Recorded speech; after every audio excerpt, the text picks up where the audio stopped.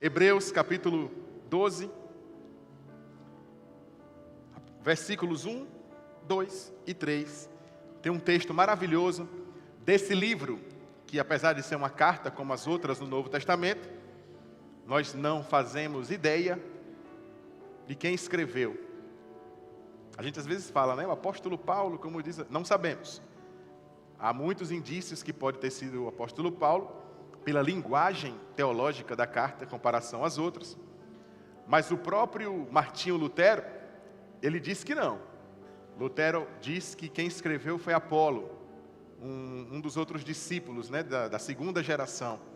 Nós não sabemos, o que sabemos que é mais uma direção da vontade de Deus que inspirou homens para que esses registros chegassem às nossas almas e ao nosso coração no dia de hoje. Quem fez, pouco importa. O que importa é quem inspirou. Hebreus, capítulo 12, versículo 1. Portanto, também nós, uma vez que estamos rodeados por tão grande nuvem de testemunhas, livremo-nos de tudo o que nos atrapalha e do pecado que nos envolve e corramos com perseverança a corrida proposta para nós, tendo os olhos fitos em Jesus, autor e consumador da nossa fé. Ele, pela alegria que lhe foi proposta, suportou a cruz, ao desprezar a vergonha, e assentou-se à direita do trono de Deus. Pensem bem naquele que suportou tal oposição dos pecadores contra si mesmo, para que vocês não se cansem e nem se desanimem. Amém? O nome do nosso sermão, para quem está anotando, é Continue. Queridos, às vezes usamos esse verbo, continuar, de maneiras muito abrangentes. Nós podemos estar falando isso de uma forma meramente humana. Continuar. Manter aquilo que está sendo feito. Também podemos falar também de uma forma humana, mas em volta de muitas psicologias. Quando falamos, continue, faça esse esforço, mantenha firme para realizar seus sonhos, planos e projetos.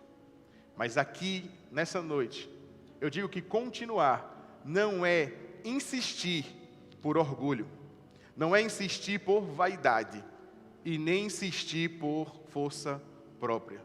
Porque continuar é permanecer e permanecer fiel a Deus e a sua palavra. Aleluia. Nós lemos um texto de Hebreus, e não só em Hebreus, mas em todo o Novo Testamento. Essa ideia de perseverança aparece muitas vezes, mas ela sempre aparece em volta de uma ideia de santidade, de firmeza em meio à pressão e às decisões que nós precisamos tomar. Porque quando fala em perseverança, a palavra está falando em constância da fé. Que nós precisamos estar atentos e vigilantes para uma vida em que a fé é oscilante, em que as nossas crenças são oscilantes. O Senhor pede de nós firmeza e que tenhamos autoridade diante da nossa própria vida. Nós precisamos tomar decisões, mas as nossas decisões não valem a pena se elas forem moldadas pelo coração e se elas forem inclinadas pela sua simples vontade de fazer e realizar. Porque eu acredito muito, como eu disse ontem aqui também no nosso culto do sábado, acredito muito em um Deus que nos ajuda a realizar muitas coisas, mas também acredito muito em um Deus que destrói sonhos, em um Deus que destrói sonhos, planos e projetos, em um Deus que aniquila intenções, aniquila desejos que nós temos, vontades de coisas que queremos fazer. Deus ajuda a realizar muitas delas, mas Ele também destrói Acho que até a maioria das vezes. Porque muitos dos nossos sonhos, desejos, planos e projetos não procedem do Espírito, mas da vaidade. Quantas vezes nós ouvimos, vemos um testemunho, uma história de alguém que sonhava muito com um determinado emprego e orava e contou o testemunho quando alcançou aquilo, mas depois que alcançou, parece que a experiência naquele lugar foi só ruína. Conheceu pessoas e se submeteu a uma vida que não deveria ter se submetido. Começou a ser tomado pela vaidade das coisas que estavam sendo oportunizadas. Mas aquilo não é sobre o emprego, nem sobre o sonho, mas sobre um coração que não estava pronto para viver aquilo. Nós vamos entender por meio da palavra que vai aparecer hoje, que Deus ele manifesta muito da sua vontade e nos ensina a continuar, mas não a continuar para simplesmente realizar, mas continuar para obedecer. Continuar para manter firme e continuar permanecendo na fé e alinhado à boa vontade do Senhor. Quem crê nisso?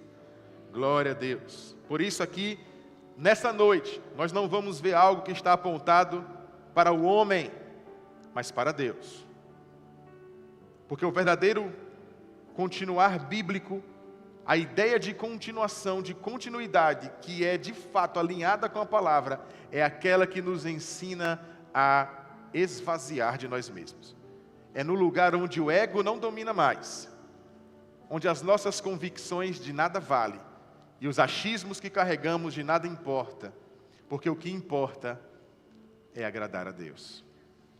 O primeiro ponto que nós temos hoje, para quem gosta de anotar, continue, mesmo quando o cenário ao redor parece o contrário, parecer contrário.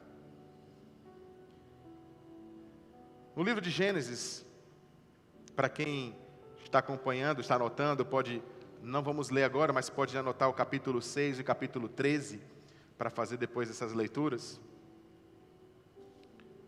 Mas eu queria ler com vocês Hebreus, no Novo Testamento, Hebreus Novo, agora o 11, agora sim é o 11. No versículo 7, conta um pedaço da história de um homem que está nesse texto de Gênesis. Hebreus, capítulo 11, versículo 7, diz assim: pela fé, Noé, quando avisado a respeito de coisas que ainda não se viam, movido por santo temor, construiu uma arca para salvar sua família. Por meio da fé, ele condenou o mundo e tornou-se herdeiro da justiça que é segundo a fé. Noé era um homem que vivia em uma geração completamente apodrecida. Era uma geração que estava moralmente arruinada. O homem estava falido naquilo que de fato poderia dar valor a ele. O homem estava lotado e cheio. Quando eu falo homem, eu falo a cultura humana, em volta de mentiras, de engano, de pecado, e do segundo nível do pecado, a iniquidade, que é quando a vida de pecado, ela já não te incomoda, é quando você já não dialoga mais com o arrependimento, é quando não é só o pecado, mas ele não gera mais interferência na sua vida, é quando o pecado não te ofende, o pecado não te incomoda. A humanidade inteira vivia uma vida assim, cheia de violência, a maldade cada vez mais se espalhando pela terra, de uma maneira ampla e intensa. Mas nesse ambiente, nesse lugar, obedecer a Deus era remar contra a maré. Mas em todo o tempo, nós vamos ver a Bíblia apontando histórias trágicas, de períodos imundos, onde o pecado está abundando. Mas nós sempre vamos ver algo que sinaliza a esperança. Eu gosto de dizer que toda a Bíblia aponta para a pessoa de Jesus. Nós vamos ver tragédias, ruínas e o pecado dominando, mas sempre há um homem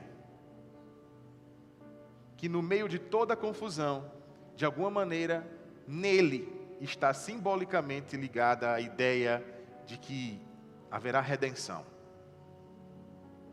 O mundo estava terrível, mas existia Noé. Noé tinha um nível de compromisso diferente dos outros homens de sua época. Mas Noé carregava uma crise. Essa crise de Noé talvez não fosse só pessoal. Como poderia Noé permanecer santo em uma sociedade amplamente corrompida? Ontem nós falamos sobre santidade aqui.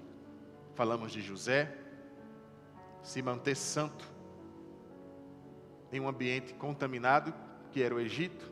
Falamos de Daniel, se manter santo em um ambiente contaminado, que era a Babilônia.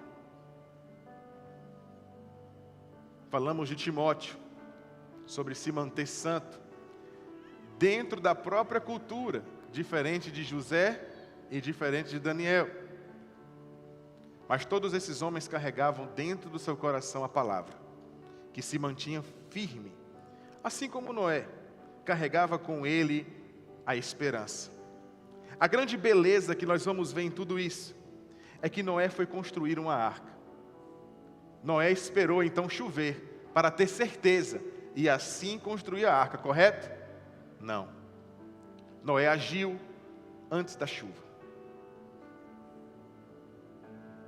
Porque aquele que decidiu continuar, ele é obediente em meio às adversidades. Aquele que decidiu continuar, ele entende que a voz soberana é a de Deus e não a das opiniões alheias que estão em volta. Eu acredito que muitas pessoas, a palavra aponta isso, na verdade, em tempos de iniquidade, as pessoas falavam absurdos aos ouvidos de Noé. É um abestalhado, é um fundamentalista. Hoje nós temos muitos termos, né? Na época eu não sei se tinham tantos, mas hoje nós temos muitos termos para ofender a fé e quem carrega a fé.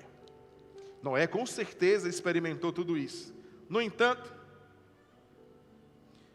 Noé ouvia, acredito que inclusive de pessoas próximas, porque a sociedade não era como hoje. Algumas pessoas conviviam, ele conhecia o rosto daquelas pessoas. Mas o tempo de Noé não era tão diferente do nosso. Era muito parecido. Porque vivemos em um tempo, e em um lugar especificamente, em que a cultura, ela não é favorável para as experiências espirituais que nós decidimos viver. Então, como viver? E por que viver? A palavra-chave do fundamento em que Noé aplicou para a vida dele foi obediência. E essa palavra vai cercar a vida do crente o tempo inteiro. E talvez ela seja a resposta de muitas das suas perguntas. Obediência. É fazer aquilo que muitas vezes nem é a minha vontade. Vivemos em um tempo em que as pessoas não só negam a fé, mas até ajustam a fé. Muitos querem, por medo de se desvincular, não sei se é por medo de ir para o inferno, ou algo do tipo, ficam com medo de se desvincular do ambiente de fé e começam a criar uma nova estrutura de crença que só existe na cabeça dela, para justificar seus próprios erros, para justificar sua própria vida, porque eu não quero me ajustar ao que Deus está dizendo como as coisas devem ser. Então eu vou fazer o seguinte, eu vou começar a manipular essa fé. Não, eu não concordo com essa parte. Não, isso aqui não pode ser assim, não. Não, não é bem assim, você entendeu errado. Não, é desse jeito sim. Mas isso é um absurdo. Exatamente. É loucura para aqueles que não conseguem enxergar. Mas para quem crê e entende tudo isso, é vida abundante. O Senhor nos direcionou a um lugar diferente daquilo que o mundo tem nos ofertado. Realmente vai parecer distante muitas vezes, porque este lugar não é o lugar de obedecer às ideologias políticas, o politicamente correto, não é o lugar de seguir cartilha de governo, não é o lugar de nada disso. Nós vivemos ao lugar de ser obediente ao Senhor.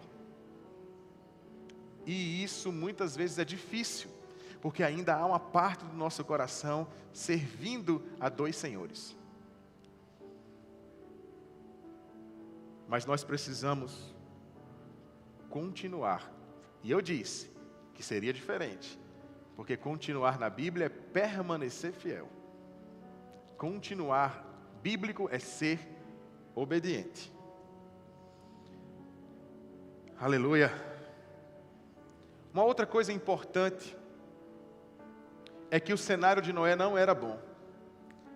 E Noé não tinha o interesse em ser carismático. Ele não queria ser simpático. Noé queria ser fiel. Ele poderia até mudar a forma, né? Não, pessoal, é que vocês não entenderam, não. Firmeza. Noé estava diante de uma catástrofe eminente. Vocês entendem que a Bíblia o tempo inteiro está dando sinais proféticos do nosso tempo? Nós estamos diante de catástrofes diárias, de pessoas que serão condenadas, de pessoas que vão para o inferno, ou a nossa própria vida se a gente não vigiar. Nós vivemos em um tempo em que há um dilúvio moral acontecendo. Só que talvez ainda nos falta o discernimento de enxergar essa tempestade. E de tentar dizer para as pessoas, há uma grande arca que nos protege de toda a iniquidade do mundo, de toda a chuva de maldição. E essa arca é Jesus Cristo. É nele que nós depositamos o que somos, o que temos, o nosso ontem, hoje e o nosso amanhã, porque Ele é a esperança da glória. Em meio a toda chuva, a toda bagunça, há uma arca nos esperando, que está aberta com as portas, ainda.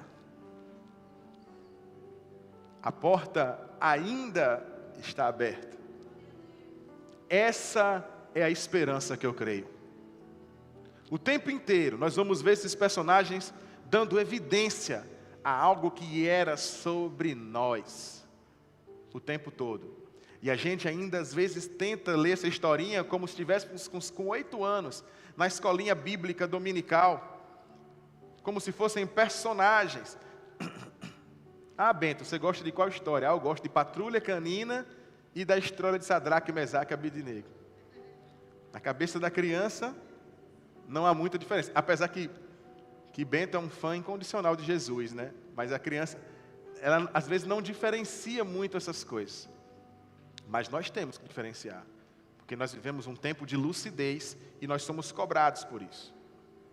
Nós precisamos entender que há uma diferença, que isso não é só historinha, isso são sinais proféticos. Há algo sendo dito aqui, muito além daquilo que já aconteceu, mas há um sinal para as coisas que virão e para o tempo que nós estamos. Então, por fim, falando sobre Noé, nem sempre o ambiente vai cooperar com a vontade de Deus. Eu acredito que isso acontece, inclusive, na maioria das vezes. Às vezes, até dentro da igreja, nós nos submetemos a uns níveis, às vezes, de situações e relações que a gente não contribui para essa cooperação. Mas nós precisamos continuar, porque o propósito é muito maior. A fidelidade que nós precisamos viver com Deus não depende do apoio da maioria. Essa é uma decisão sua. E assim como Noé, que não esperou a chuva vir, obedecer antes de ver, é uma das formas mais puras de fé. Segundo, primeiro, Noé continue mesmo quando o cenário ao redor parecer contrário.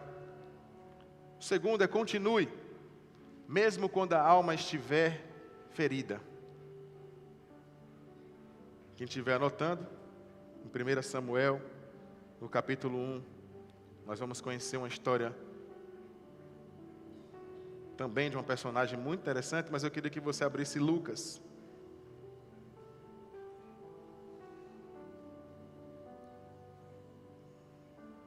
Lucas 18.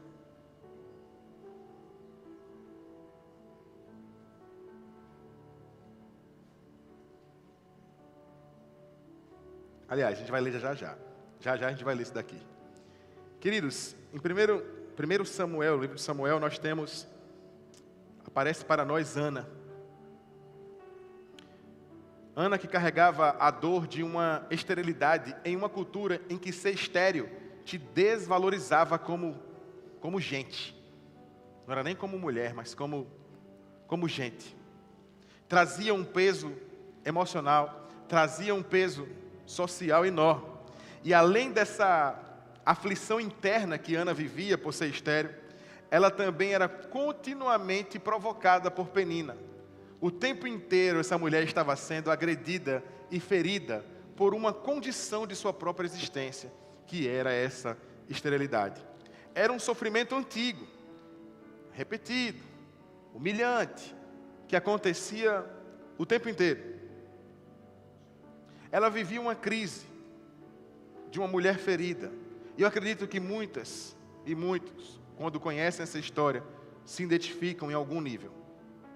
Ela estava cansada de esperar, cansada de suportar, cansada de lutar. Mas o cansaço não parou, Ana. Não parou. A esterilidade, ela é uma condição que nos tira a capacidade de gerar frutos. Só que ela é uma condição que só existe no mundo físico. A esterilidade é algo para o mundo físico. Porque aquele que vive pela fé não é estéril. Porque, querido, às vezes nós pensamos em esterilidade não só sobre filhos, mas sabemos que esse texto está falando de algo mais profundo, sobre as coisas que nós podemos produzir, ser, alcançar, e ficamos ansiosos porque as coisas não se realizam, e ficamos angustiados e feridos, mas pela fé nós cremos em um Deus que opera em um tempo e de uma forma completamente preparada para cada um de nós. Pela fé nós sabemos que o que não é agora, será um dia. Mas talvez não seja nem aquilo que eu sonho, mas estarei feliz, porque é aquilo que é a vontade de Deus. Ana estava completamente alinhada com essa certeza. Não endurece o seu coração, se derrama diante de Deus e ora. Fala com o Senhor. O seu coração em nenhum momento se transforma negativamente, mas ela se mantém firme no seu propósito e o milagre acontece. Ana não murmurou, se manteve no propósito. Quantas vezes nós conhecemos histórias, ou nós mesmos, abandonamos a nossa fé, nos desligamos da esperança, ou às vezes estamos até aqui essa noite, aqui no culto, às vezes até fazendo parte dos ministérios, mas já não temos mais esperança. E continuamos fazendo por algo religioso, ou por um compromisso cultural que eu já aprendi, só sei ser assim. Mas lá dentro, já não tem mais esperança. A palavra de hoje é para você. A sua fé, a sua esperança, não precisa estar alinhada com as coisas que acontecem nesse mundo. Não é esse mundo que define a sua identidade. Não é esse mundo que define aquilo que você é e os planos de Deus para a sua vida. Mas aquilo que Deus espera e tem para você está em uma dimensão espiritual. E queridos, nós vamos entender que nesse texto de Ana, o Senhor cumpre, o Senhor age na vida de Ana. No entanto, Ana sofre, apanha, porque nenhum crente, nenhum ser humano, nenhum ser vivo está imune a sofrer. E a palavra o tempo inteiro não foge disso. Se alguém lhe ensinou algo diferente disso, repreenda. Eu não vou nem dizer assim, questione. Repreenda, porque é uma palavra de maldição, que reflete uma natureza que não é a sua, de alguma espécie aí que ainda não foi descoberta. Mas o ser humano, não. Nós vamos conhecer outros personagens aqui para a gente aprofundar nisso.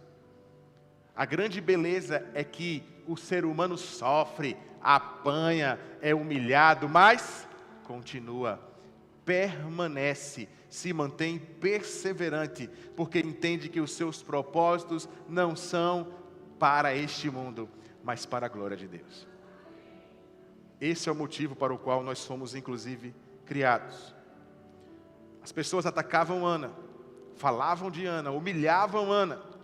E eu acredito que não é que ela não tinha feridas, pelo contrário, ela tinha feridas, ela tinha traumas, mas suas feridas e os seus traumas não mudaram a sua identidade e nem mudaram a sua fé e a forma que ela se relacionava com Deus. Ela encontrou um refúgio, porque existe um refúgio da alma que não desistiu, é a oração. A oração é o refúgio daquela alma que não desiste. A gente vê muito uma expressão na política, né, que se fala muito de resistência. Você quer saber o que é resistência? É oração. É a fé. Não existe um ato de resistência maior neste mundo do que a fé. Porque a fé existe para as coisas que este mundo não responde, não faz, não se compromete em realizar, mas você continua crendo que virá. Virá o tempo, virá a ação do Senhor, virá o milagre. Uma ação de resistência maior do que aquela que o mundo não explica. Porque esse é o Deus que eu creio. Aquele que ninguém explica. E que opera em campos inimagináveis. E nós encontramos essa relação com Ele nessa oração. Porque ali é o refúgio. É onde eu paro e digo: Senhor, aqui está a minha alma, aflita e desesperada, angustiada, sofrendo, em lágrimas. Mas sei em quem tenho crido e sei quem é poderoso para fazer e realizar infinitamente mais. Este é o Deus que eu creio. É o que você crê? Glórias ao Senhor Jesus. O coração quebrado ainda pode e deve permanecer na presença de Deus. Coração quebrado, aflito, não é motivo para desistência, mas é mais um sinal da obra que Deus pode e vai fazer na sua história. Porque Ele pegou homens quebrados, falidos, tristes, pequenos, e realizou grandes coisas. Todas os personagens que nós temos que viveram coisas incríveis, eram homens socialmente, humanamente ou fisicamente impotentes, porque isso não é sobre o homem, isso era sobre Deus o tempo inteiro. Nós já falamos aqui repetidas vezes na história de Davi. Nunca foi sobre Davi aquela história, que Deus usa o pequeno para... Nunca foi sobre Davi aquela história, o tempo inteiro foi sobre Deus. Porque o homem que tinha poder e autoridade tinha fugido para as colinas com o seu exército. Tinha desaparecido. E um homem que não conseguia nem vestir a armadura, nem levantar uma espada, teve que usar o badog lá, o estilingue, a giradeira, porque não conseguia levantar uma espada, porque ele não conseguia usar a arma em que os homens se confiavam. E ele foi de peito aberto para enfrentar um gigante, representando um reinado em que o seu rei, Saul, a Bíblia diz que os seus súditos tinham a altura de seus ombros. Saul já era um gigante, mas era pequeno diante de Golias, porque Deus não queria exaltar um homem, Ele queria mostrar a sua glória. É esse Deus que eu creio, é esse que opera milagres. Eu falei para vocês aqui na última oportunidade que eu tive também, que nas minhas pesquisas astronômicas, né, a gente acaba vendo a infinitude de como Deus opera. Nós só conhecemos, a Bíblia só revela uma espécie. Só tem a espécie humana? Essa é uma pergunta muito difícil, não vou nem abrir aqui, né? Só existe o ser humano com inteligência, com conhecimento, sabedoria? Não sei. Não sei se só existe. O que eu sei é que a Bíblia como nós conhecemos, a palavra que está revelada, fala que Deus criou uma espécie à sua imagem e semelhança. Nós conhecemos muitos planetas, o Sistema Solar tem 8, já teve 9, né? Rebaixaram, cadê Bento? Rebaixaram Plutão, né? Plutão foi rebaixado. Mas tem outros planetas anões no nosso sistema. Aí nós temos 8. Aí existem os exoplanetas, planetas que estão fora do sistema solar. E nós temos outros sistemas em volta de outras estrelas. Tudo isso dentro de uma galáxia, que é a nossa Via Láctea. Mas existem outras, e muitas outras. Existe uma infinitude de coisas. E quando você pega uma comparação, você pega a Terra é pequenininha diante do Sol. Agora, inclusive, gravaram até um vídeo, né? A bolinha preta passando na frente do Sol, assim era a Terra. A nossa estrela, o nosso Sol, é uma estrela anã, pequenininha. Existem outras que são absurdas perto dela. Nós estamos como uma fagulha muito menor do que um grão de areia. Se comparar ao universo, a uma praia, o grão de areia seria um outro universo e nós estaríamos lá dentro. Somos muito pequenos. Por que que Deus fez algo em que colocou a humanidade, essa sua imagem e semelhança, em um pedaço tão pequeno e mesmo assim criou uma coisa infinita em volta de tudo isso? Porque o Senhor nos criou a imagem e semelhança. Ele nos amou, continua nos amando, enviou seu Filho para morrer por nós, mas deixou uma mensagem muito clara sobre o tamanho da sua glória. Ainda não há mais tempo para a gente estar crendo na força do nosso próprio braço, nas intenções do nosso coração, nas potências que eu posso realizar, determinando algo para aquele que criou algo infinito e que eu sou uma parte, uma fagulha em meio a essa criação. É por isso que eu não posso me dar o luxo de crer em outra coisa que não seja nesse Deus. Não posso. Depois nós avançamos ao terceiro ponto que diz: continue, mesmo quando você se sentir pequeno demais. Aqui eu vou abrir Jeremias. Queria que você também fosse comigo no capítulo 1, versículo 4. A palavra veio a mim dizendo: antes de formá-lo no ventre, eu o escolhi. Antes de você nascer, eu o separei e o designei profeta às nações. Então eu disse: ah, soberano Senhor, eu não sei falar, pois ainda sou muito jovem. O Senhor, porém, me disse: não diga que é muito jovem. A todos a quem eu o enviar, você irá e dirá tudo o que eu ordenar a você. Não tenha medo deles, pois eu estou com você para protegê-lo. Assim diz o Senhor. Jeremias, ele foi chamado, foi convocado em um tempo difícil na história de Judá. O povo estava caminhando, mais uma vez, na história do povo, caminhando em rebeldia, caminhando em violência. As lideranças espirituais da época estavam completamente adoecidas. E havia um juízo de Deus programado, que estava se aproximando. Diante de tudo isso, Deus chamou esse jovem, Jeremias, para ser uma voz profética para uma nação que estava com o coração endurecido. Jeremias vivia uma crise dupla. O peso da época em que ele vivia, de um povo extremamente esquisito espiritualmente, e um sentimento de insuficiência, de se achar menor. Querido, Jeremias estava certo. Ele realmente era muito pequeno. Jeremias estava certo. Aquilo que ele carregava com ele era insuficiente. Estava certo. Toda vez que você tiver medo de realizar algo, porque você acha que você não tem as condições de realizar, você está certo. Mas Deus está mais certo ainda. Porque Ele diz a Jeremias: não é sobre você. Não é sobre o que você tem ou deixa de ter. Não é sobre o que você é, ou vai deixar de ser, ou vai passar a ser.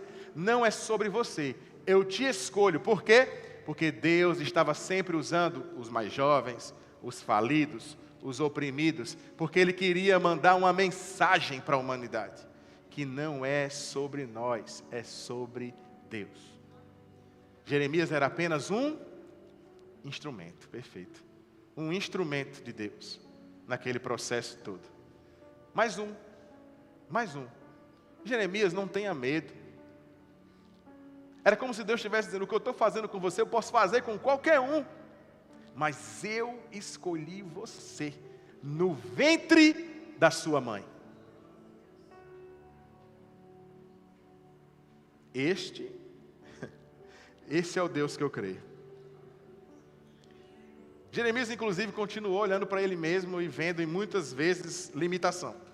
Se via pequeno, muito jovem, incapaz, inexperiente, por consequência da juventude. Mas isso é algo humano. Eu fui pregar esses dias em Floresta, uma cidade aqui em Pernambuco. Fui pregar no aniversário de 30 anos da primeira igreja batista de Floresta, do pastor Aguimael. Uma bênção.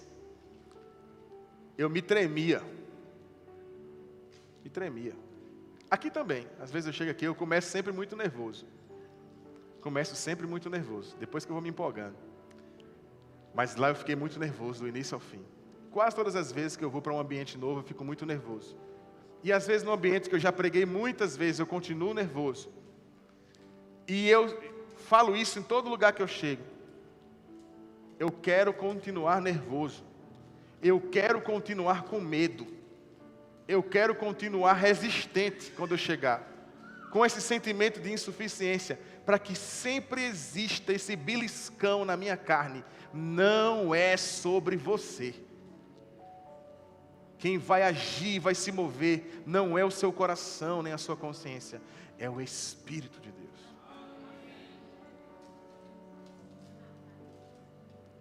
Eu ficava com isso o tempo inteiro. Fui do início ao fim. Quando terminava, chega... Porque tem Eu particularmente carrego muitas vezes um temor, um medo muito grande em fazer tudo isso. Porque eu não estou dando mais uma aula. Eu não estou dando mais uma aula de filosofia. Eu mesmo fico muito medo quando eu vou dar aula, às vezes, resistente no início. Porque quem trabalha aqui, Kátia, né, e outros que já trabalhou no Estado, que trabalha na escola pública, sabe, você é formado numa área, mas o Estado lhe manda para várias outras, né? Eu sou formado em filosofia, sou licenciado em filosofia, mas eu dou aula de história do Brasil, eu dou aula de geografia, eu dou aula de educação física. Me arrumaram esse ano. Aí eu uso aquela velha estratégia, na dúvida, leva para a quadra. Exatamente. Corta aí essa parte. Não deixa chegar no meu diretor não, essa parte aqui. Alírio. Na dúvida, leva para a quadra. Mas, às vezes a gente fica ali, não é minha área, não sei o quê. Aí o professor vai descobrindo com o tempo que tudo é área. Tudo é área, né? Tudo é área, Davidson. Tem negócio de não é minha área. Você descobre que tudo é sua área. Porque ser professor, até na cabeça do aluno, é algo que está além disso. Mas, no início fica um receio, depois você vai se adaptando e fica mais fácil. Eu mesmo estou apaixonado por história esse ano. Aprendi mais do que ensinei. Você tem que ler, tem que entender o negócio. E aí você começa a achar os atalhos. Aqui não tem atalho. Atalho aqui é maldição. Atalho aqui é condenação. Porque só há um caminho, a verdade e a vida. E ninguém vai ao Pai se não for por meio dele. É nesse Deus que eu creio. Que precisa o tempo inteiro. Eu me policio para toda hora ele me avisar e me lembrar. Porque aqui tem um homem que falha. E falha muito. E eu preciso sempre me submeter a isso. Que o Senhor me traga sempre a memória do quão pequeno eu sou. Sou menor do que Davi. Sou menor do que José, sou menor do que Jeremias, e como dizia Charles Spurgeon, sou o pior dos pecadores. E que isso precisa sempre estar evidente no meu entendimento. Queridos, Deus fortaleceu Jeremias, mas não foi inflando o seu ego. Deus prometeu algo a Jeremias, Deus prometeu a ele a sua presença. Não era o ego, era o próprio Deus. Continue, porque Deus é contigo. não é sobre as habilidades que você vai adquirir, não é sobre como você pode saber fazer o que você aprendeu no processo, é que Deus está ao seu lado, está contigo. Creia nisso todos os dias, em todo o tempo. Não é sobre você, mas é sobre quem te enviou, sobre quem te fez e te trouxe como parte da sua própria glória. É esse Deus que nos envolveu por algum motivo que eu desconheço, mas nos trouxe para perto e nos chamou de filho. Viu valor de alguma forma em algo que não tinha valor. E nos colocou como parte de todo esse projeto que promove esperança. Seja caminho de esperança para o seu irmão, seja esperança para a sua família, seja esperança para o seu trabalho. Traga pulsão de esperança e não de morte, de violência. Traga palavras de bênção e não maldizeres. Traga com as suas opiniões vida e não morte. Porque você é instrumento de Deus e Ele te escolheu assim como Jeremias, desde o ventre da tua mãe. Glória a Deus. Nós não somos obra do acaso, somos produto da boa vontade de Deus. O ponto que é revelado a nós aqui é que é a presença de Deus que importa. Quando Moisés estava no monte, Deus disse a ele: vocês vão vencer, vão conquistar, vão chegar ao território. Já falamos disso também recentemente, né? Mas eu não vou estar com vocês. Moisés, de jeito nenhum, sem a tua presença eu não vou. Não importa, não vale. Você pode até estar conseguindo realizar seus sonhos, você pode até estar aumentando o seu salário, você conseguiu chegar onde você queria, mas se não for com a presença, não valeu a pena. E aí, como dito também, Deus vai, conversa com Moisés, entende o clamor de Moisés, e Ele faz algo que para mim também é um sinal profético. Ele mantém a sua presença, mas você não verá a minha face. Aí depois nós conhecemos lá na frente, o mesmo Deus, se fazendo homem, aquele que não estava nem mostrando a face, agora entrega o seu corpo, nu, no madeiro, sangrando, ou seja, aquele que carrega ainda, mas que deu esse sinal direto a Moisés: a minha glória promove presença, mas entenda que há uma distância da minha soberania para aquilo que vocês são. Esse mesmo Deus estabelece um novo tempo, um tempo de intimidade. É esse Deus que eu creio, o que quer andar conosco. Ele quer estar perto. Ele veio como homem, sentou, comeu peixe assado, caminhava com o pessoal, ia nas casas dos enfermos, colocava mão, orava, curava, ressuscitava, tocando pessoas. Esse Deus que não mostrava a face, agora toca cada um dos corações aqui nessa noite. Esse é o Deus que eu creio. Então o chamado de Deus não depende da nossa própria confiança. A presença do Senhor vale mais do que carregar uma sensação de que nós estamos preparados para alguma coisa. Deus, Ele não está procurando aqueles que são mais impressionantes. Nossa, como Ele canta. Nossa, como Ele prega. Nossa, como Ele escreve. Nossa, como Ele faz isso. Nossa, como Deus procura os disponíveis. Os corações que se esvaziam diariamente. E Ele molda esses corações conforme a sua própria vontade, forjando um caráter. Glória ao Senhor Jesus. Por fim, 2 Coríntios, abra aí.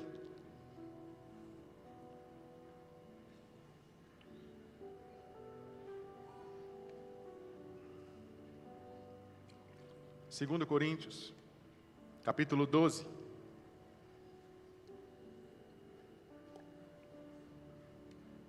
Segunda Coríntios, capítulo 12, versículos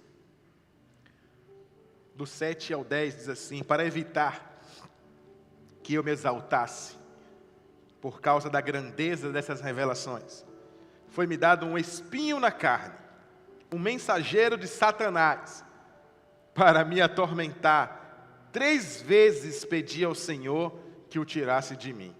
Ele, porém, me disse: a minha graça te basta, pois o meu poder se aperfeiçoa na fraqueza. Rapaz, não estava para brincadeira não, papai do céu, né? Portanto, eu me gloriarei ainda mais alegremente nas minhas fraquezas, para que o poder de Cristo repouse em mim. Deus não tirou de Paulo as fraquezas dele, e ele pediu. Paulo pediu para que Deus retirasse dele essa fraqueza. Falamos até disso ontem. Nós não sabemos do que se tratava isso. Com o avanço da língua, dos estudos da língua, alguns estudiosos, não dá para afirmar, a Bíblia não fala especificamente, e a gente não entende a língua nessa plenitude toda aqui, mas alguns dizem que pode ser uma epilepsia. O que nós sabemos é que é uma doença que causava vergonha, e uma doença que de alguma maneira chamava a atenção das pessoas. E até hoje, inclusive, doenças que promovem convulsões, e eu repito, não sei se trata disso, mas trazendo como um exemplo didático, doenças que promovem convulsões, até hoje as pessoas carregam vergonha por isso. O povo morre de medo, não conta. Imagina isso há 2000 anos atrás. Se sabe porque o termo mensageiro de Satanás era um termo usado para a epilepsia na cultura grega. Essa palavra, essa expressão aparece em outras ocasiões. Por isso que se hoje entende que há a possibilidade de ter sido isso. Mas não importa o que era. O que nós sabemos é, havia uma enfermidade, algo que era visível na vida de Paulo, que fazia com que as pessoas pudessem até duvidar. Esse homem anda com Deus mesmo? Com esse negócio que ele tem? Com essa lepra? Manco, gago, e Deus não cura? Com essa doença que Deus não cura, será mesmo que Deus está com ele? Está. Porque a palavra é muito clara. A minha graça te basta. Aqui na minha versão, na NVI, diz: a minha graça é suficiente. A minha graça é suficiente, porque o meu poder se aperfeiçoa na fraqueza. Não há nada, não há absolutamente nada na vida do homem que possa de alguma maneira justificar a presença de Deus. Não é o fato de ter um corpo doente ou um corpo são. A verdade é que por natureza estávamos todos destituídos. E o que pareia a nossa vida, a vida do Senhor, é a graça. E isso não é sobre corpo, é sobre espírito. O que sou fisicamente pouco importa. De onde eu vim. Vocês lembram que falaram de Jesus? Pode alguma coisa boa vir do Alto do Alencar? Pode alguma coisa boa vir do Castelo Branco? Pode alguma coisa boa vir de Curaçá? Pode alguma coisa boa vir de Conceição do Coité? Pode alguma coisa boa vir de Nazaré? Pode. O Salvador do mundo. Os lugares, como falamos, as roupas que vestimos, nossa conta bancária, pouco importa. Pois já não há mais homem nem mulher, nem escravo, nem livre, nem judeu, nem estrangeiro, pois todos somos descendência de Abraão, mediante a nossa fé em Cristo Jesus. O que nos define hoje é Jesus. Então, continue. Há dores que não saem, mas nos ensinam. Há angústias que não dão vazão, não, parece que estão presas para sempre. Mas elas de alguma maneira apontam para alguma coisa, para a nossa humanidade. E a nossa humanidade celebra a glória de Deus. Porque é para isso que nós fomos criados. Fique de pé, eu queria chamar aqui o Ministério do Louvor.